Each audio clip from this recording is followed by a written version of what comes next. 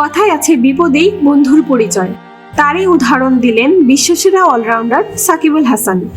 তামিমের এই বিপদে সব আয়োজন বাদ রেখে নিজের জন্মদিনের উপহার হিসেবে সবার কাছে বন্ধুর জন্য দোয়া চাইলেন সাকিব। প্রথমে ভিডিও বার্তা ও পরবর্তীতে নিজের সামাজিক যোগাযোগ মাধ্যমে পোস্ট করে জানিয়েছেন এই কথা।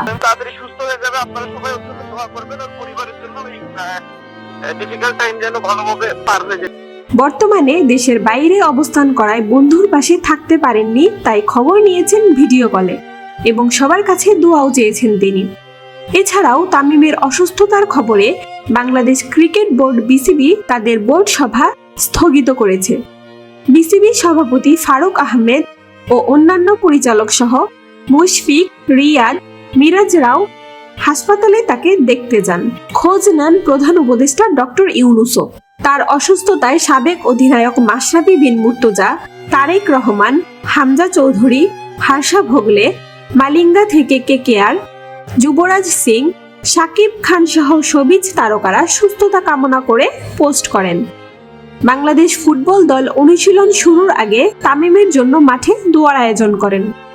সর্বশেষ তথ্য অনুযায়ী তামিম ইকবালের জ্ঞান ফিরেছে এবং তিনি কথা বলছেন। তার হার্টে একটি ব্লক শনাক্ত করা হয় এবং রিং পরানো হয়েছে। অনুকূলে আছে এবং ওনাকে একটা আমরা বলি যে ওনার একটা হার্ট অ্যাটাক হয়েছে। এইটার জন্য একটা এনজিওপ্লাস্টি এবং একটা স্টেন্ট করা হয়েছে। আল্লাহর রহমতে স্টেন্টিংটা খুব স্মুথলি এন্ড এফিশিয়েন্টলি হয়েছে। আমাদের জাতীয় মোহামেডান স্পোর্টিং ক্লাবের কর্মকর্তা তারিকুল ইসলাম টিটু নিশ্চিত করেছেন যে জ্ঞান ফেরার পর তামিম নিজের মায়ের সঙ্গে কথা বলেছেন।